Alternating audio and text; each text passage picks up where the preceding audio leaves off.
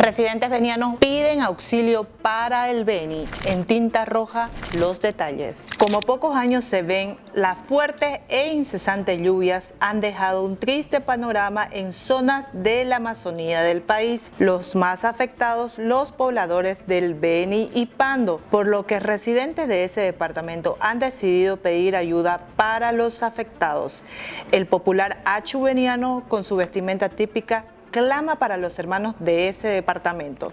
Si estás cerca de la plaza principal y puedes hacerlo, lleva tu contribución. Ayudemos a nuestros compatriotas. Es una recomendación de Tinta Roja.